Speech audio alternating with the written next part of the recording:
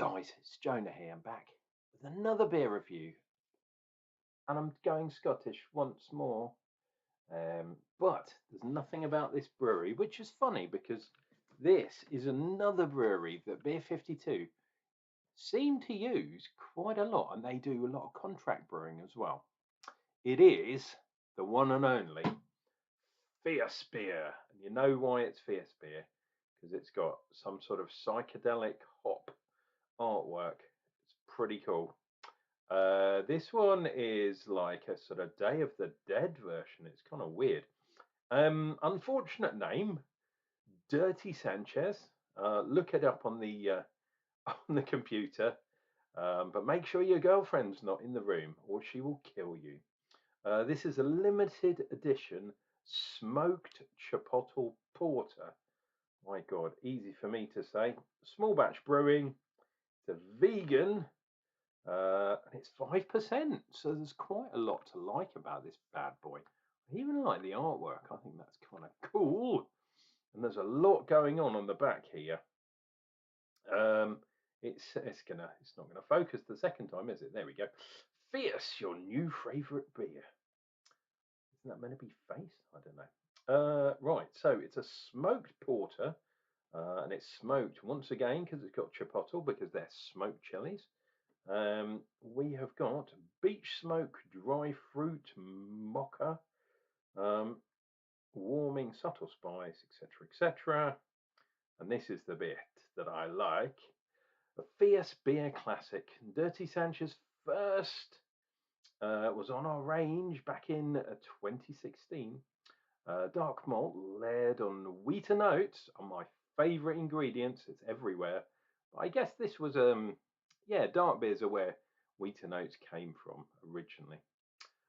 With smoky notes and a kick of heat from the chipotle pepper. Very cool. What have we got on here? Store dark. So these are storing instructions. Bit crazy. 5%. Avoid the pregnant ladies. Tells you more of what's going on. Tells you they've got all sorts of socials. That's what people say, isn't it? They got the socials, mate, innit? When I was young and the socials came to visit you, it was because your mother or father beat you. And yeah, now every kid wants to be on the socials. Nuts. Now, this has not been in the fridge, so I've got to be a bit careful with this bad boy because giving it the squeeze test, it is quite taut, like drum skin taut. So,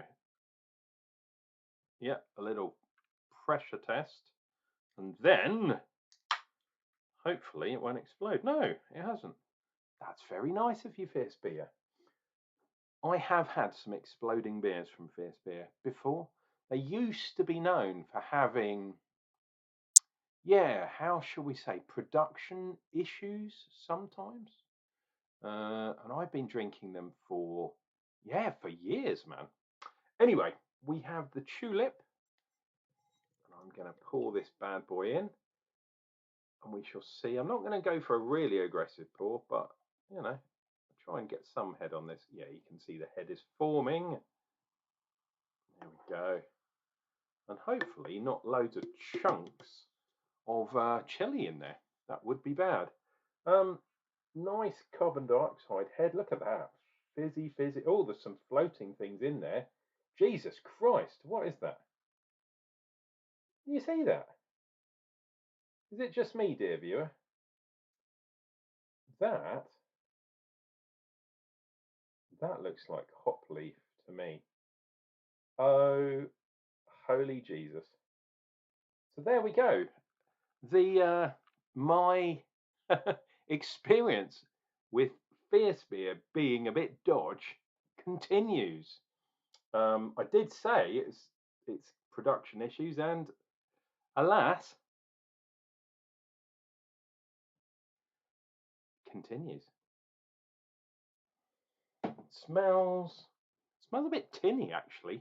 Smells a bit homebrewy. Are we still getting those things? Yeah, Jesus, they're not melting, are they? I hope No, they look like hops, man.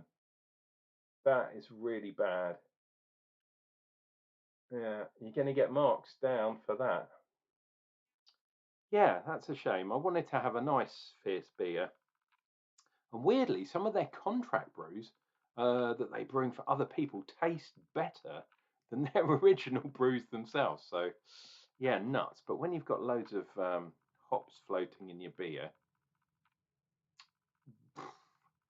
not good. I mean, the fact that they're a vegan brewery or that it's a vegan beer means that they haven't put so much finings in. So I get it from that point of view. They haven't put what do they usually isinglass, the fish guts or whatever it's made from. And look it up because that's what breweries use. You're drinking fish guts. But yeah, obviously not in this one. But that doesn't mean you can't filter the hops out of your beer. I mean, just uh, not. I'm not happy about that.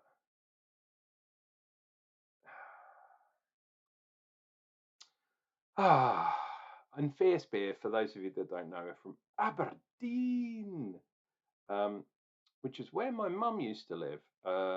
She lived there because she went to uni there, and then she stayed on a little bit and did. She was a chemist, not boots, but she worked in in labs and things, and wore white coats and all that kind of jazz before she came down to to London town, where she met my dad, and that's where I was born. Ah, oh, it brings a tear to the eye.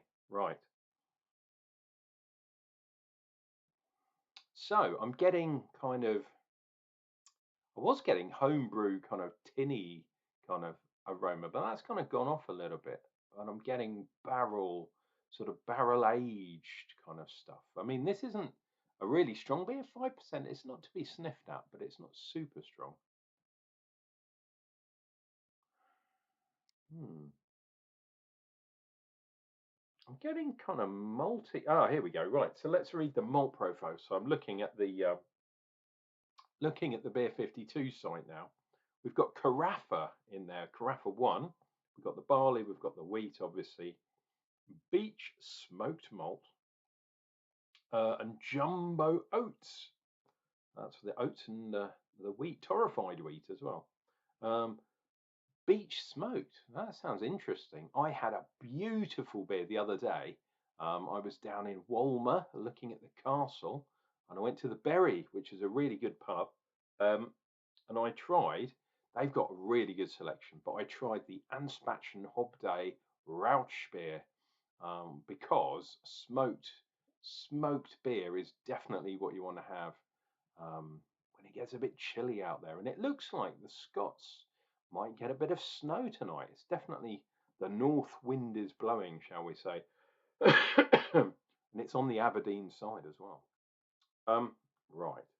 I'm talking because I want these things to settle out. I can see they're kind of not as fizzy as it was. Oh no, there you go. Jesus, I am. Look at that. I am going to get a mouthful of this stuff. Well, I've put it off long enough. Wish me luck, dear viewer. Cheers and beers. Let's see what we get from this bad boy. Me drinking this has got to be worth a like, at the very least.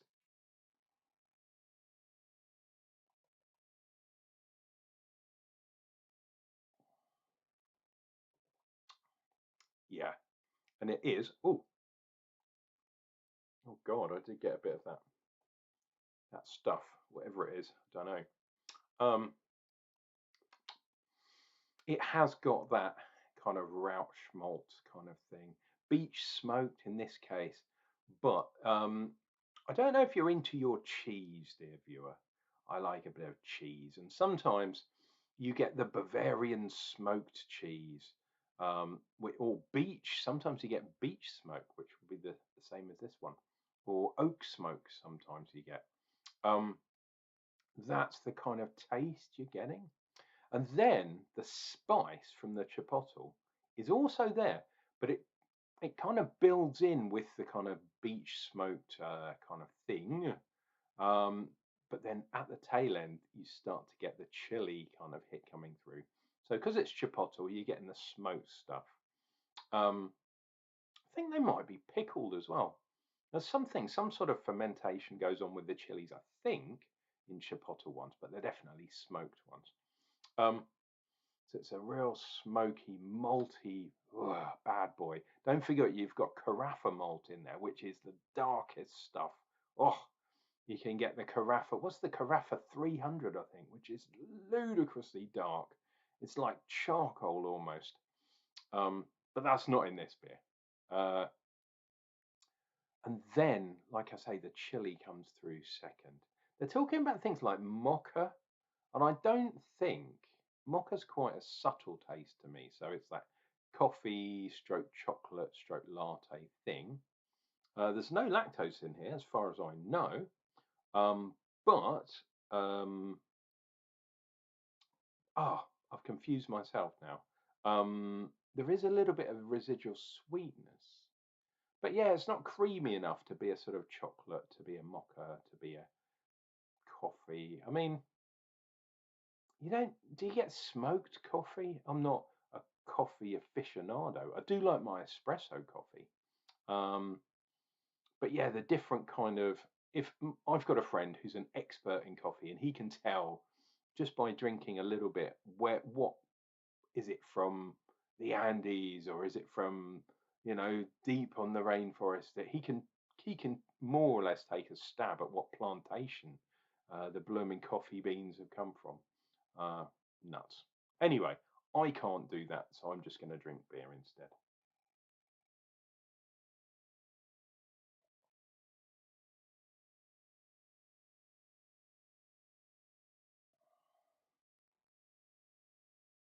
Oh, wow, those floaters are still there. Can you see them? I don't know if you can. Yeah, there's some down there. Look, little specks of kind of slime. Look, they're all, because they're getting a little bit small. Well, I don't know. I mean, what do you reckon? I think they're bits of hops, but it could be bits of yeast, maybe. I'm hoping it's not bits of chipotle. Well, that might be. That would be ridiculous. It's a real shame because I really like this style of beer, and I quite like my chilies as well. Don't go super hot, you understand, but um, yeah, mixing a dark beer with chilies and beach smoke malt, oh, just lovely, lovely, lovely stuff. But alas, let down by quality control. I think, dear viewer, I'm going to end the video there because we've gone over 10 minutes, but I'm just going to let that settle out a bit more before I drink the... Oh, go on, I'll have one more sip.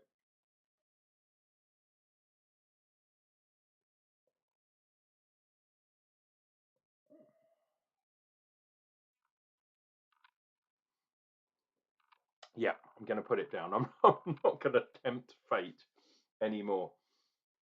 I'm not even going to look at the head, although there's a bit of a lack of lacing on there. There we go. That is the Dirty Sanchez. Not going to get good marks from me, I'm afraid, just because of the quality control. So, really good idea. I really like this style of beer too. But Fierce Beer, once again, have had quality control issues. And I think last time I had an exploding can, like a gusher from Fierce Beer, but I also had another beer that had a huge amount of hop leaf in the damn beer. So it's an ongoing thing. Sorry, Fierce Beer, good idea, but poor in the execution. This is your loving Uncle Jonah. I'm going to be back with another beer review real soon. And until then, take care of yourselves, take care of each other. Shalom.